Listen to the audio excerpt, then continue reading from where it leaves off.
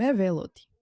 როცა გეუბნებით, რომ ველოდი, გულისხმობ იმას, რომ ამაზე ველოდი მას შემდეგ, რაც ვნახე, განცხადება, რომ Daily Wire ამ ახალი ტრეილერით რადიკალურ ისლამს უპირისპირდებოდა, მაშინვე ვიფიქრე, მოდი უბრალოდ მომეცით ეს და გუშინ გამოვიდა და დავიცადე, რომ თქვენთან ერთად პირდაპირ ეთერში მეყურებინა. ძალიან აღფრთოვანებული ვარ ამით.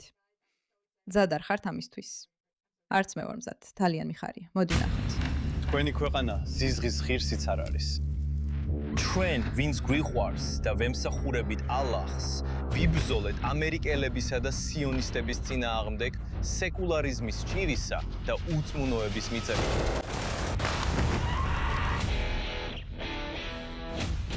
ვინმე აპირებს კაპიტანი სანდერსის მოსმენას ხვალ? ის გადამკარი დელტა ფორსის ჯარისკაცი, რომელსაც ახალი წიგნი აქვს გამოსული. ისინ ტვინგამორეული მომიტინგეების სრული საპირისპიროა. მიმდინარე ვითარებიდან გამომდინარე, საერთოდ უნდა დაუშვან კლეი სანდერსი კამპუსზე. ბატონი სანდერსი კანცლერ ფრიდმანის ახლო პირადი მეგობარია. ამ გადაწყვეტილებას ვერ შევეწინააღმდეგები. არსებობს სამი გზა, რომლითაც ისლამი დაიპყრობს დასავლეთს. მიგრაციის გზით, ჩვენი ქალების საშვილოსნოების საშუალებით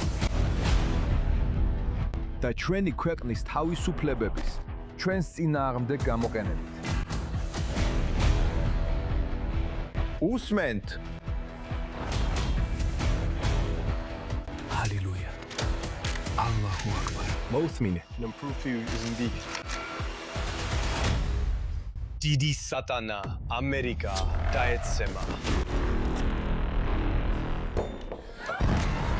თქვენ ურწმუნოები ხართ. ქალების სხეულების სუფთა არ არის და კაცების სულები უწმინდურია. სულები უწმინდურია. რა ხდის მათ ასეთ საშიშებს? მათი მიზნები ამ ცხოვრებაში არ არის.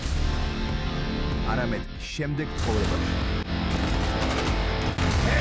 ვინმე არის? აქ მეგობრები მხავს უბრალოდ ვერ დავტოვებ. ისინი მისმენ. კანონის ფარგლებში ვერ გავიქცევით და ვერ დავიმალებით იმისგან, რაც მოდის. უნდა ვიბრძოლოთ. მე 10,000 ჯერ დამაჩილდოებენ მომავალ ცხოვრებაში. როცა მოხდები აღარაფერი ხარ.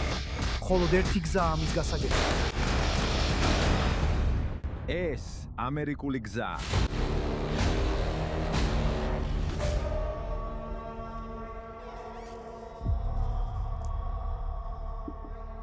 ყველაფერი რაც შემიძლია თქვა არის ის, რომ 16 სექტემბერი ვერ მოვა უფრო მალე. ანუ იმდენი რამ მოხდა იმ ტრეილერში.